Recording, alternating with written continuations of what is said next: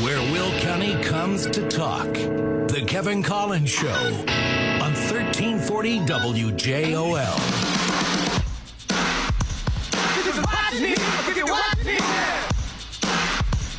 This is what you need. This is what you need. I'll give you what you need. 5:10, it's the Kevin Kollins Show on 1340 WJOL every afternoon at 5:10. We break down the big stories, the fun stories, whatever we feel like talking about, but just something to get you in the know so your trip home, when you get home or where you're going, you have something to talk about. Evan, what do we need to know? A state appellate court is hearing arguments from lawyers seeking to overturn the murder conviction of former suburban Chicago Police Sergeant Drew Peterson in his third wife's death in 2004. The Chicago Tribune reports that attorneys for the ex-Bolingbrook officer are challenging his 2012 conviction. They claim prosecutors shouldn't have been allowed to present secondhand evidence, and Peterson's previous lawyers provided ineffective counsel. They heard arguments today in the 3rd District Court of Appeals. Peterson is serving a 38-year sentence for killing Kathleen Savio and is suspected in the disappearance of his fourth wife, Stacy. He also faces charges in an alleged murder-for-hire plot to kill Will County State's Attorney Jim Glasgow. A trial in that case is scheduled for early July. The 61-year-old Peterson has pleaded not guilty. You know, the hearsay evidence that was presented, that was some major court maneuvers to be able to get that in there and, basically a ground-setting precedent for the entire country.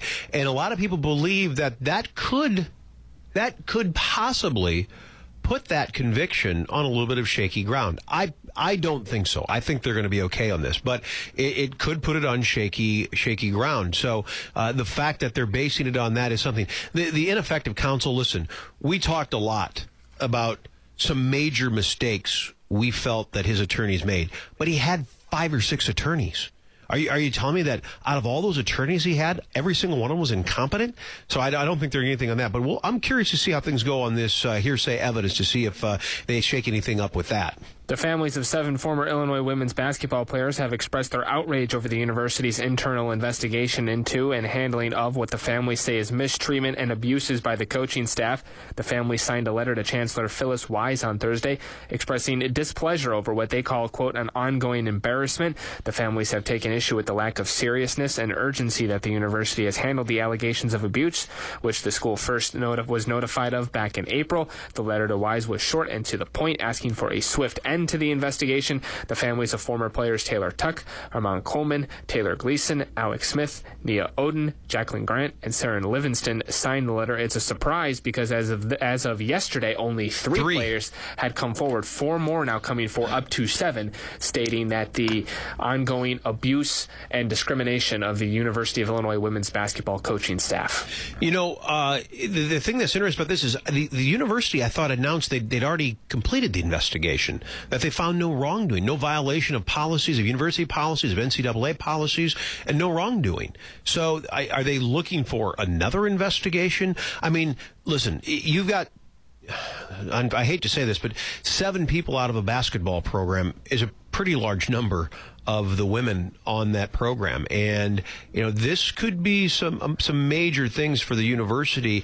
And I wonder if it will prompt the NCAA to get involved in an investigation into the university to see if there's any significant NCAA violations. It's going to be interesting to see what happens with it. Republican presidential candidate Mike Huckabee won't be taking part in the Iowa straw poll in August. Huckabee tells Fox News' Fox and Friends why he decided to skip the event. My goal is winning the caucuses, so we decided to put our resources toward that and skip the straw poll. It's not that we're skipping Iowa. In fact, we're playing harder than ever there.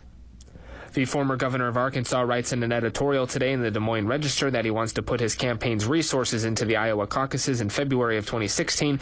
The vote taken in the state's precinct caucuses is considered a first test for the presidential hopeful. Likely Republican presidential candidate Jeb Bush recently became the first to announce he will not be participating in the Iowa straw poll. The event, going all the way back to 1979, has only correctly predicted the winner of the Republican nomination and the presidential election once. Yeah, the straw poll isn't that major of thing, skipping out on that. The caucus, there are some people every year that say, Iowa shouldn't be a determining factor in this, and I'm going to skip the Iowa caucus. Well, that's not a good move. But just same thing with the Iowa caucus.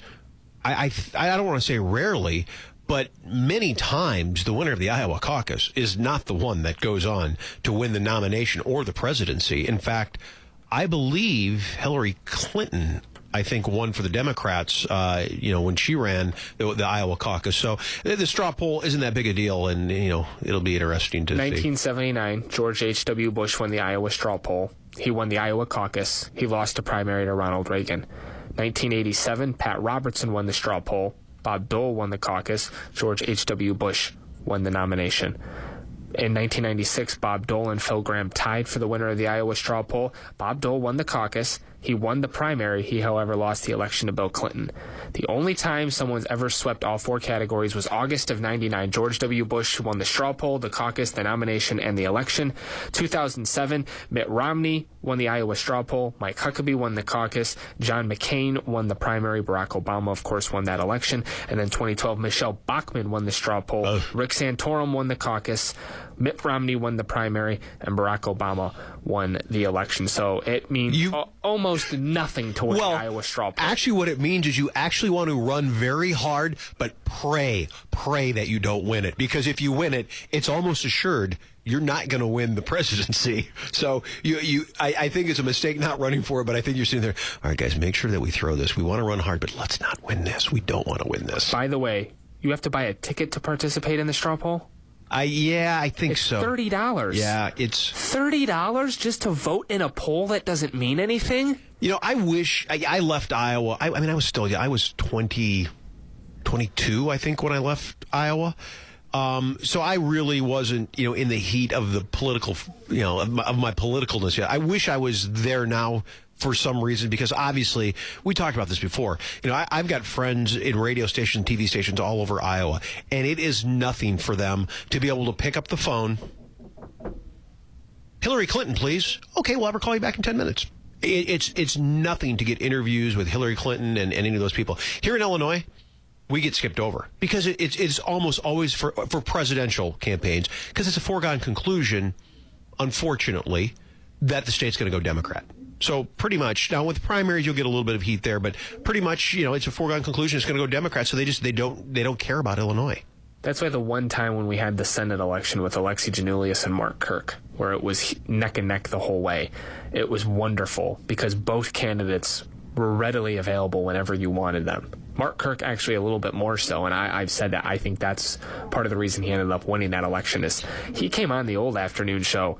I want to say it was like 7-8 times over the course of that election. I think Alexi Janulius only came on once and never returned our inquiries for interviews. But it was that thing of it's a tight election, so they want as much media time as you're willing to offer them. And so sometimes Mark Kirk's staff would actually say, do you want Congressman Kirk on this afternoon? Okay, fine, we'll have him come on. And it was just that idea of it's neck and neck, so you have to get out there, you have to pound the pavement, you have to let the people know that you exist. That's why it'd be fun to do a version of this show in Iowa, just because, as you said, when Rand Paul, I think it was Rand Paul and Ted Cruz announced, we reached out to both of their campaigns to see if they would come on. And you said if we were in Iowa, we would have both of them on before the end of the week. Oh, and absolutely. You were probably right. Oh, yeah, they'd be on in a heartbeat. Now, we had on, boy, this show's how the show's been on. It's 3 years this Saturday, I think, by the way, the anniversary of the show.